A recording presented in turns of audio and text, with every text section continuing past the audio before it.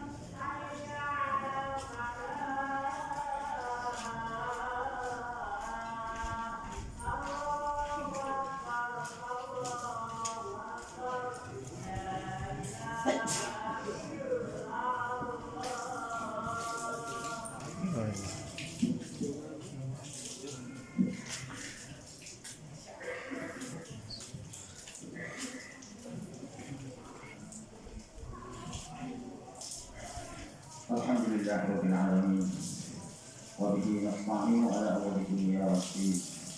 Wassalatu wassalamu ala asyrofil anbiya'i wal mursalin sayyidina Muhammad wa ala alihi wa sahbihi ajma'in, amma ba'd. Ya hadirin, ittaqullaha haqqa tuqatih wa la tamutunna illa wa antum muslimun. Allah Ta'ala berfirman, a'udzu billahi minasyaitonir rajim. Bismillahirrahmanirrahim. Iyyaka na'budu wa iyyaka nasta'in. Ihdinas siratal mustaqim. Shiratal ladzina an'amta 'alaihim ghairil maghdubi 'alaihim waladdallin. Hadirin ahli Jumat rahimakumullah. Allah Subhanahu wa Ta'ala menciptakan dunia, juga langit, antara dunia dan langit dengan 6 hari. Allahu alladzi khalaqas samawati wal arda wa ma bainahuma fi sittati ayyam. Allah telah menciptakan langit bumi, antara langit dan bumi itu di dalam jangka waktu 6 hari. Bukan berarti Allah Subhanahu wa Ta'ala tidak mampu untuk menciptakan langit bumi berposisinya kun fayakun, tapi menunjukkan kepada kita bahwa ketersediaan itu adalah merupakan salah satu perkara kurang baik.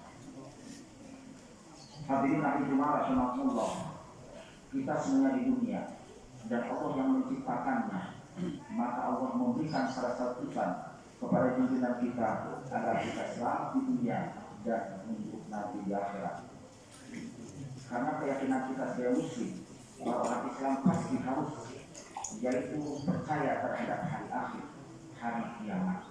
Maka saya katakan kita bukan hanya sekedar hidup di dunia, tapi kita pasti ada kehidupan yang akhir, yaitu nanti hari kiamat. Dunia ini bisa kekal dalam arti panjang usianya, tapi bisa juga yaitu roboh dengan segera. Ada 4 pilar ketika kita mau dunia ini dalam arti yaitu kuat, kokoh.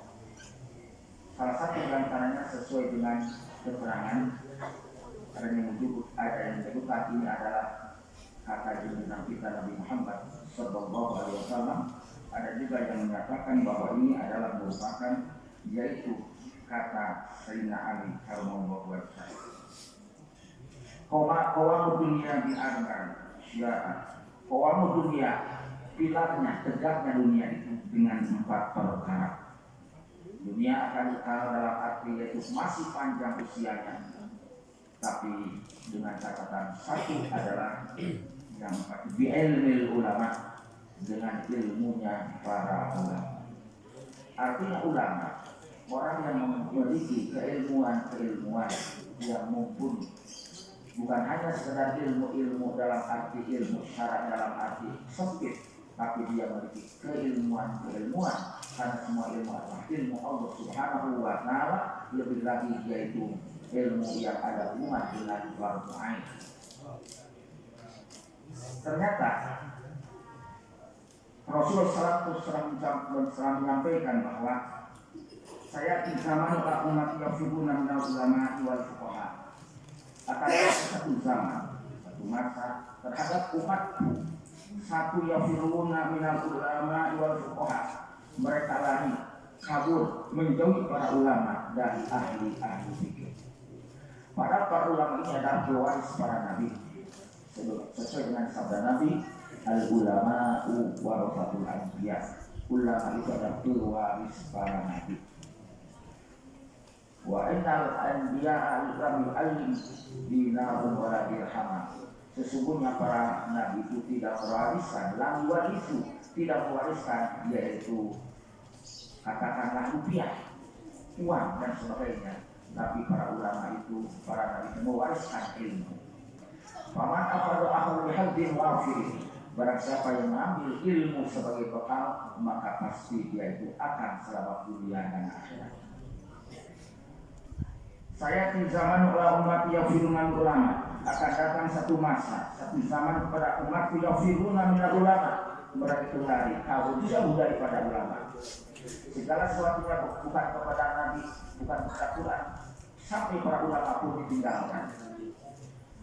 Maka apabila umat masyarakat sudah jauh dari para ulama dan para ahli fikih, fayabtaliyahumullahu bisalah kebaliyatin, maka Allah akan memberikan ujian, cobaan kepada mereka dengan ujian atau cobaan. Pertama adalah Allah yaqul barakata min kasbihim.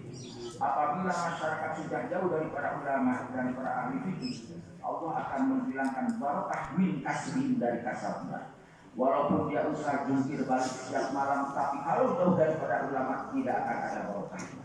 Na'udzubillahi min dzalik. Di dalam segala hal, maka dalam Al-Quran disebutkan fas'alu ahla dzikri in kuntum la ta'lamun.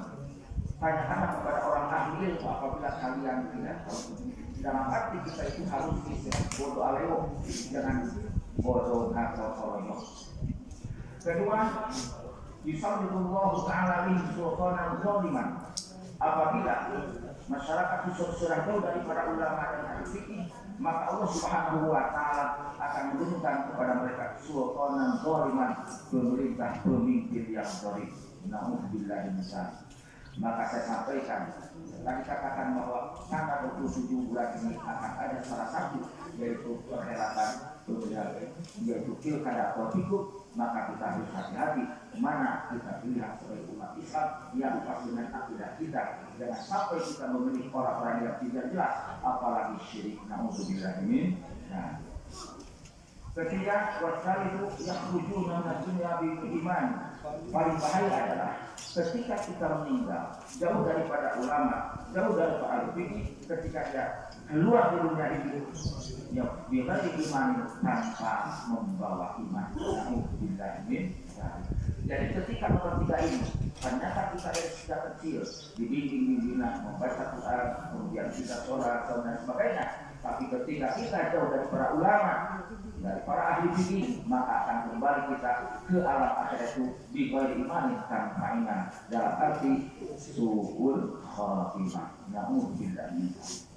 Hadirin yang rahimakumullah, saya sampaikan lagi hadis yang tadi. Qawam dunia bi'arbat kasya, dunia ini akan tegak dengan 4 pilar. Satu ilmu ulama, kedua ilmu para ustaz dan ilmunya para ulama. Kedua bi'adil umarok, dengan adilnya para pemimpin, para pemerintah yang adil. Maka disitulah kita harus betul-betul mengantisipasi mana pilihan kita yang sesuai dengan ajaran-ajaran dan Allah dan Rasulnya. Lebih jauh lagi tentu itu yang ideal, tapi tidak mungkin ada manusia seperti ajaran-ajaran Rasul persis seperti itu. Kedua adalah, ketiga adalah wabisahawatil azmiyah, dengan kedermawanan orang-orang kaya. Ketika salah satu kampung kemudian orang kaya dia itu dermawan kepada orang-orang fakir miskin, insya Allah negara akan tegak. Tapi apabila sudah ada ketimpangan cemburu sosial, maka dunia akan segera roboh. Keempat adalah wabidakwatil fuqara'i, keempatlah doanya yaitu orang-orang fakir. fakir miskin jangan diam, tapi harus memiliki yaitu salah satu yaitu yang disebut doa wal ibadah. Doakan yaitu para ulamanya, doakan yaitu para pemimpin atau pemerintahannya, doakan juga orang-orang lain sehingga nanti semuanya berperan di dunia ini untuk ibadah kepada Allah Subhanahu wa Ta'ala. Maka di dalam doa kita dan doa sebagai ayat dalam hari Inna sholati wa nusuki wa mahyaya wa mamati lillahi rabbil alamin.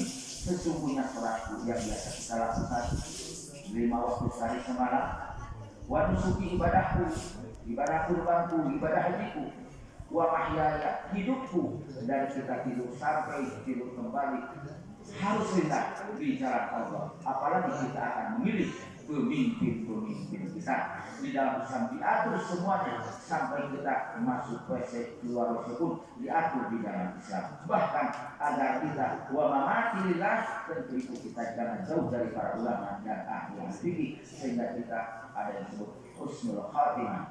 Maka kata Imam Ali, kama ni'mati al-mautu al-islam, maut yang paling sempurna adalah ketika kita mau membawa agama Islam. Amin ya Allah ya Rabb. Barakallahu fiikum. Jadi akan mengucapkan bersama.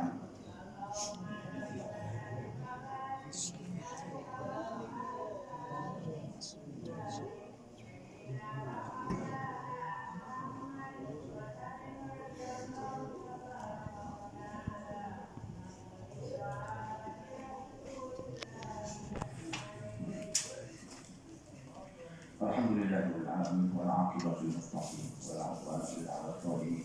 Allahumma shalli wa sallim wa barik ala Muhammad wa ala alihi wa sahbihi. Ayyuhal muslimun anna Allaha ma'al muttaqin. A'udzu billahi minasyaitonir rajim. Inna Allaha wa malaikatahu yusholluna 'alan nabi ya ayyuhalladzina amanu shallu 'alaihi wa sallimu taslima. Allahumma shalli wa sallim wa barik alaihi. Amin. Allahumma lil muslimin wal muslimat wal mu'minin wal mu'minat al-ahya'i minhum wal amwat. Rabbana innana sami'na munadiyan iman. Rabbana faghfir lana dhunubana wa kaffir 'anna sayyi'atina wa tawaffana ma'al abrar. Rabbana wa atina ma wa'adtana 'ala rusulika wa la tukhzina yawmal qiyamah innaka la tukhlifu al-mi'ad. Rabbana hab lana min azwajina wa dhurriyyatina qurrata a'yun waj'alna muttaqina imama. Rabbana atina fid dunya hasanah wa fil akhirati hasanah wa qina adzaban nar. Ibadallah, innallaha ya'muru bil 'adli wal ihsan wa ita'i dzil qurba wa yanha 'anil ma'ruf wa yanha 'anil munkar wa ya'muru bil 'adli wal ihsan.